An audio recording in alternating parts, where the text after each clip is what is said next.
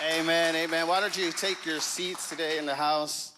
And I'm just so excited. Today was a big day for my wife, Michelle.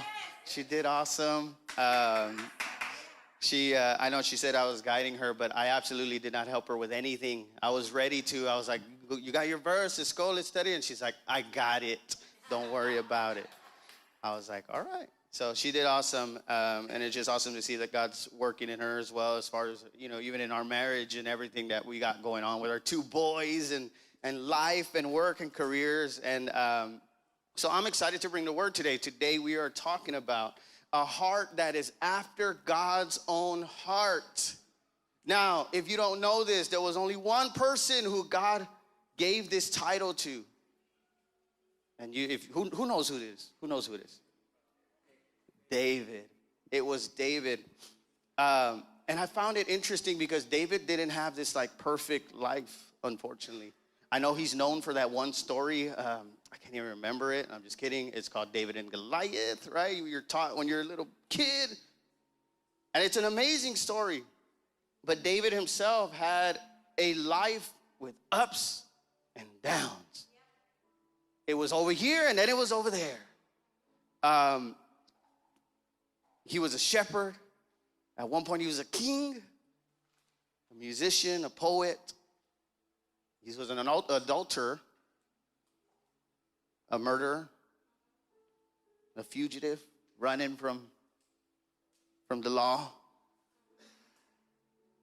So the question I had to ask is, why was he a man after God's own heart? And to simply put it, it's easy. See, what God wanted, David wanted.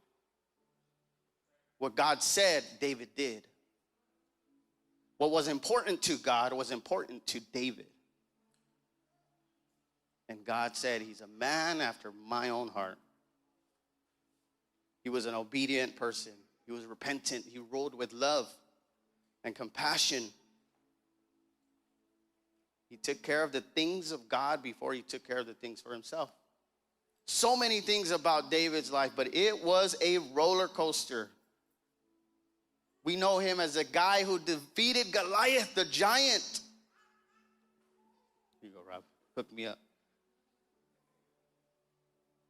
And we know that story because it's used in movies and songs, and you hear about it when you're just a kid and you're in class and they're telling you these amazing stories. It's a good story. I'm not going to lie. I really like that story. I remember being told as I was a kid that story in children's church. And I'm just like, oh, you got what? Stones to kill a giant? What? It was just so suspenseful. That's probably why I don't like suspense now. I don't know, maybe it kind of traumatized me a little bit. It's funny because it's a good thing my wife left, because there's times where she's about to explain long story, and I'm just like, just tell me the end. Just the end. That's all I want. How much is it going to cost? That's the number right there. That's all I need to know. And it's funny because she'll tell me, well, this is the number. And I'm like, wait, hold up. Why? She's like, I was about to tell you why. But it's a good story. And we know the ending, right? Goliath is defeated. And so, I mean, it's just the way I am. I like to, it's nice when you hear these stories. David was a young shepherd boy. He goes to take something to his brothers. And there's a giant Goliath calling people out. And David gets some rocks in a sling and boom, he knocks him down. I want to read that last verse, and it's found in 1 Samuel 17:50. It says, so David triumphed over the Philistine with only a sling and a stone, for he had no sword. It's an amazing story because we know how it ends. It's an amazing story because we see that he triumphed over the Philistine.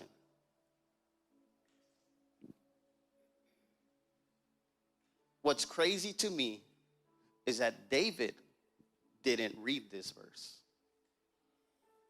David didn't have the end of the story. David was right in the middle of it. Yes, he had faith in God, but he didn't know how it was going to end. I don't know, am I going to lose an arm in the process? I know we're going to have the victory, but am I going to get some battle scars up in here? Am I going to get a leg taken off? What's going to happen? I don't know how it looks.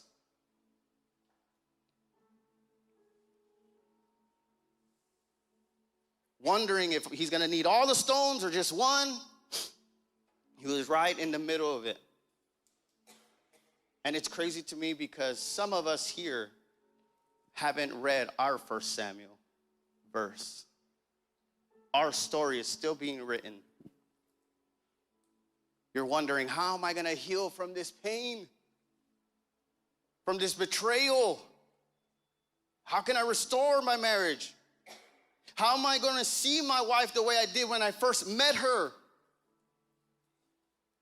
How do I recover from these messed up decisions?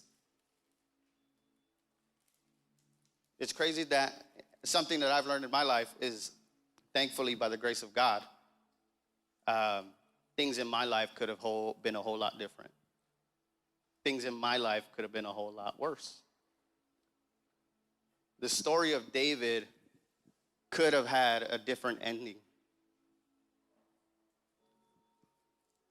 There's this, for Valentine's. How many of y'all had a good Valentine's? Good? Yes? Yeah? Got some good gifts? Good? No? Okay, well, stores are still open. My wife, she got me this ring, and these rings, I like them because they're squishy, right? And the line of work that I'm in, I kind of have to have, this here. And, she got me a new one, and it has something in it, and it says, I am really glad you told me hi in math class.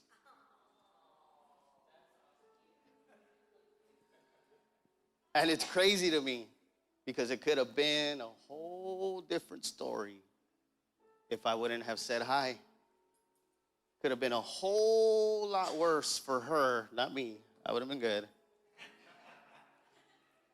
It would have been a whole different story. Don't tell her I said that. I'm just kidding. She's going to get me later. But it could have been a whole lot different. These little intricate parts in your life, they matter. And see, when I started to study David and everything that he had gone through, and I said, okay, well, what makes him a man after God's own heart? And it's clear, and we could talk about his obedience, and we could talk about everything that he had done. But there's smaller things that happened in David's life that are significant to his story. God is writing your story right now for your family, for your season.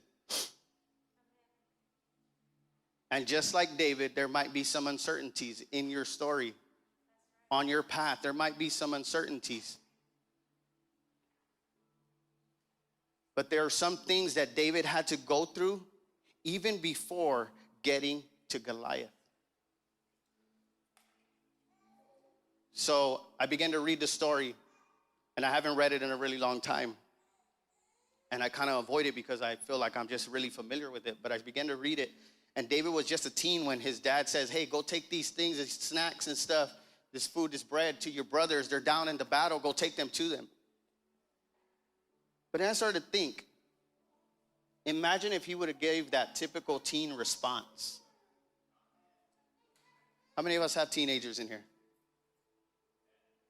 Okay. I have a teenager, so I can relate. And I was a teen. And there was times where my parents would say, hey, go do this. And I'm like, ugh. Seriously? I don't want to do this. My brothers don't do it for me. That's the famous line from my little Jordan. Well, Jaden doesn't do it. Seriously, Dad? And Jesse's like, go, dude.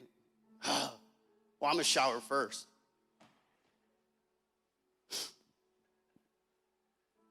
See, during this time, David knew he was gonna be king. The word was already spoken. But David knew something David knew that he had to be faithful in his present rather than be too focused on his future. You have to be faithful in your present now, where you're at. There is something God is trying to show you. Don't think it's insignificant.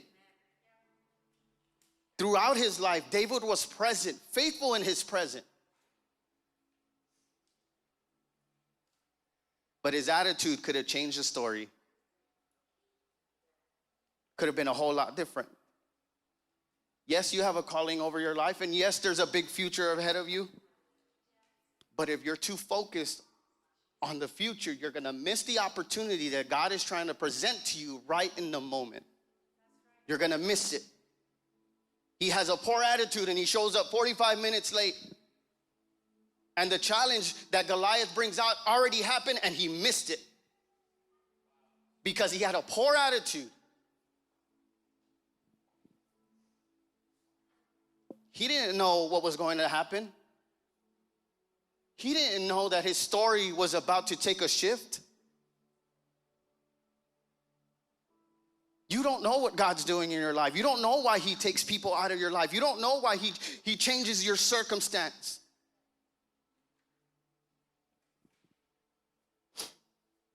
You don't know what conversation is going to change your life.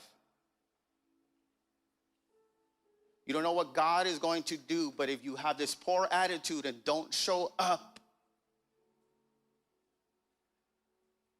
let me put it to you like this.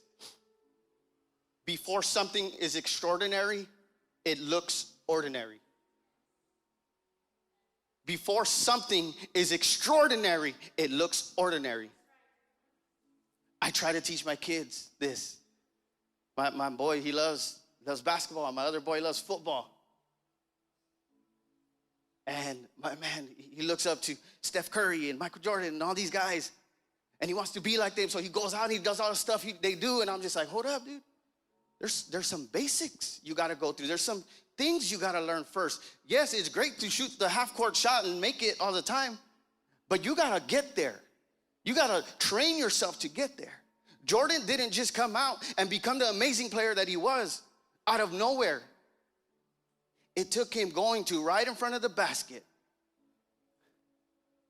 Let me just shoot it. And then again. And again.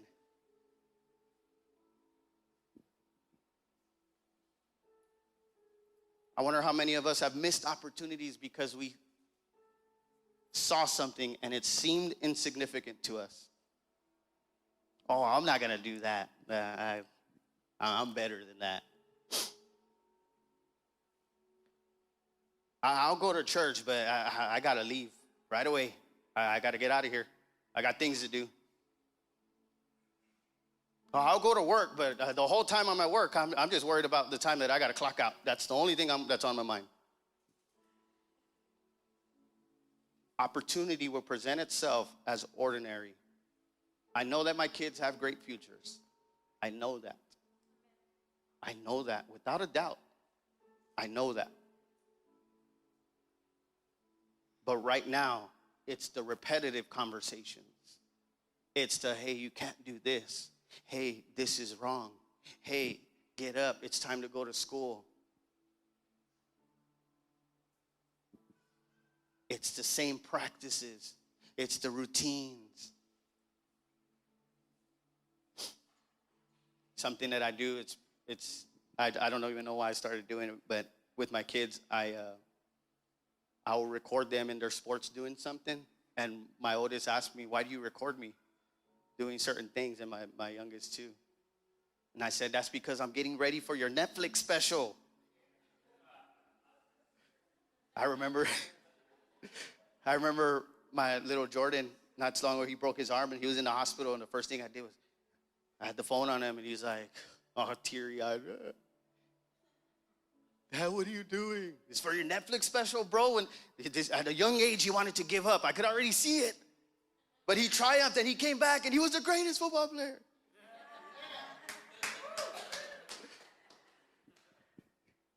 And they're just like, Dad, stop. My poor Jordan, broken arm, all crying. I'm all trying to like get content, like, hey, say you want to give up or something. He's like, but I want to go play.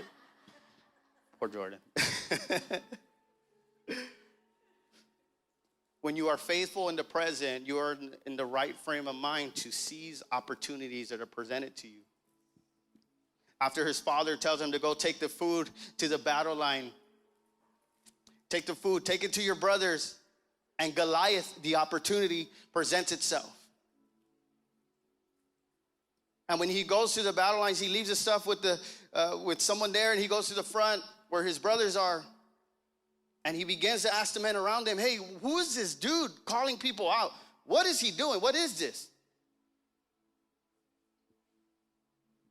And they're like, hey, well, this is Goliath, man. He's challenging us.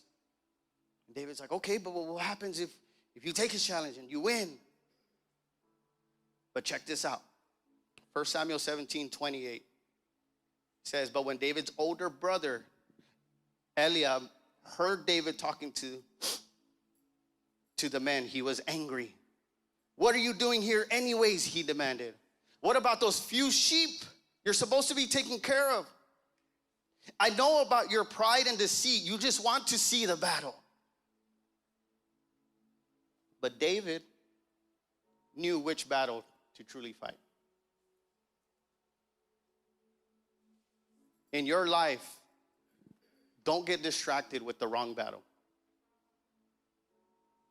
Focus on the right battle. There's been many times in my life where I'm fighting the wrong battle. I'm focused on an offense.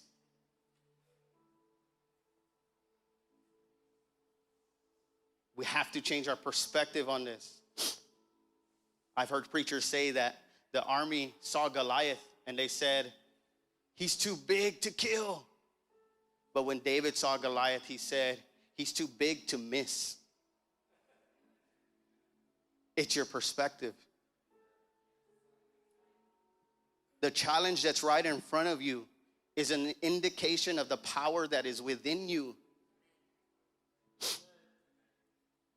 The enemy will try to distract you with the smaller enemy, with a different battle, with an offense. He will try to distract you. I've come to realize that it's not temptation. It's not temptation that holds me back. It's an offense. It's an offense. Because the enemy knows how much energy you will put into someone offending you or something happening to you. The enemy knows you will go home and you cannot sleep at night because you're thinking about the offense that happened.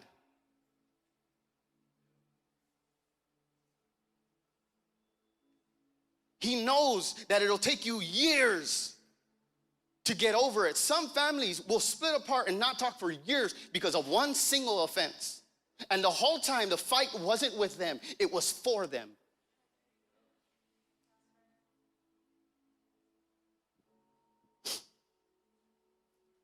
David's brother came at him angry, offensively, calling him out. He could have stood there and went back and forth. How many of us argue with our brothers? Right?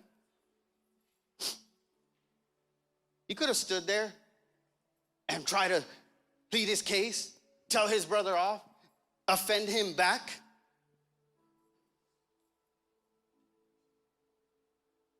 Could have said, I'm out of here.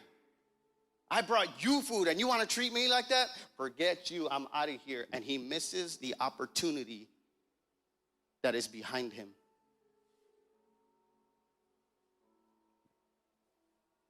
His story could have been a whole lot different.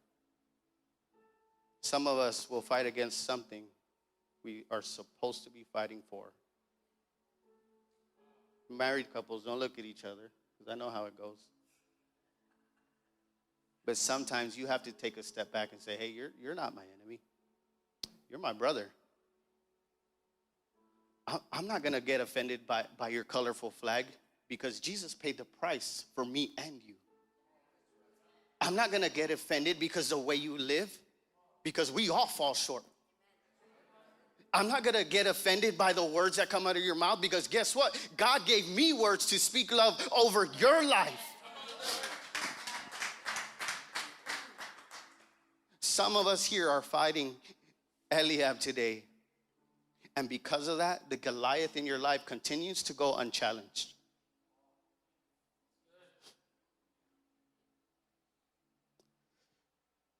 I've realized personally, when I start to blame others for what's going on in my life, that's when I know I'm fighting the wrong battle. I will fight things on the outside, and the real fight is here on the inside. Is the things that I need to work on. Is the things that I need to get with God with. So we see that David had to obey his father in the ordinary. He had to turn away from the offense. But his story wasn't over, and it was still being written. I wonder how many of your stories are still being written right now.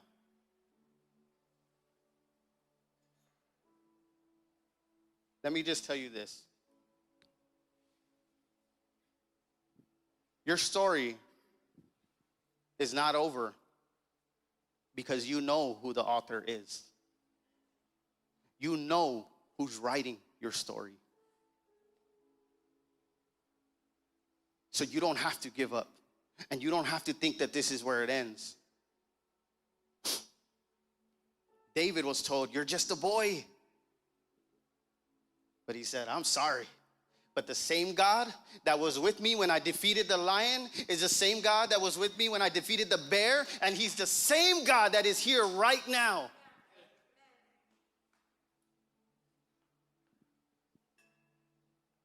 Don't get caught up in the "you're only." I've been there. You're too young. You don't have the money.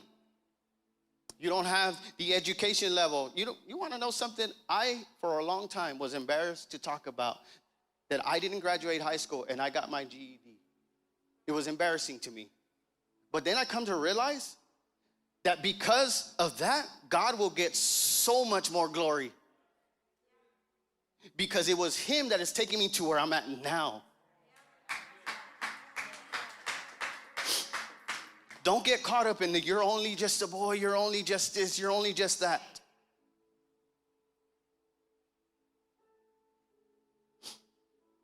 So David hits Goliath and he falls. And you think, yeah, that's the story right there. But it's not over. It's not over. See, David did something that was significant. He needed to completely destroy the enemy. I think some of us here need to completely destroy our enemy. I think some of us here will come and we have a word spoken and we have a moment in the presence of God, but we go home and the enemy is still there. And we're still caught up in the same routine, in the same things, because we haven't completely destroyed the enemy. David wasn't content with just hitting and knocking him down. But Goliath had something that David needed. This is the good part. David didn't know that he would need this, but Goliath had something he needed. See, he came to the battle with no sword in his hand, but the enemy had it.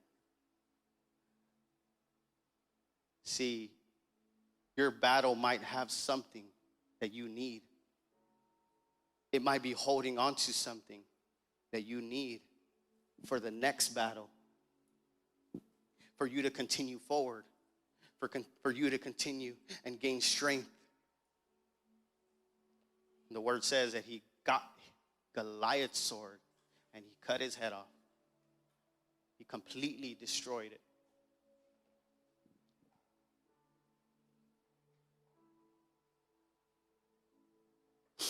He didn't know he was going to need the sword at that time. Like some of us, we don't know why we're going through the battle. We don't know why the enemy is coming after us. We don't know why this is happening. But there is something that you're going to leave with that you didn't have before. And the most amazing part to me is that you don't have to do it alone. You don't have to fight this alone.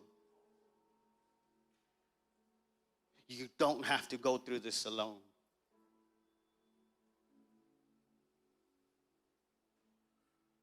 The story doesn't end after a victory. Many of you know my testimony. Yes, God restored my marriage. He did it. But it didn't end there. Yes, we had a wedding and it was amazing. And we went to the honeymoon and it was awesome. But the new battle started right after. The new battle was there waiting. But if I wouldn't have fought that battle with God, I wouldn't have gained what I needed for this next battle that I'm entering.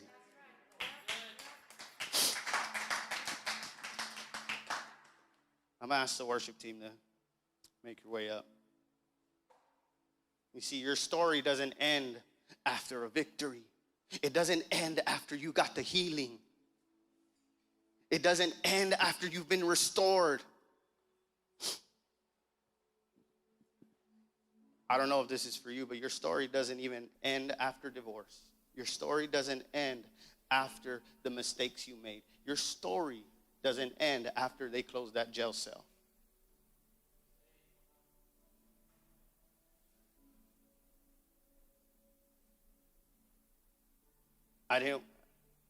Something happened to me this week, and I don't know why God's taking me there, but an old friend of mine, I found out that he just got sentenced to 35 years in jail. And about 2 years before, he was reaching out to me, asking me for prayer, asking me how I did it, asking me how I changed things. My only prayer now, and I'm not going to look at the offense. I'm not going to look at the mistakes. I'm not going to look at the reason why. But my only prayer now is that he knows his story is not over. It's not over because you were sentenced 35 years. It's not over.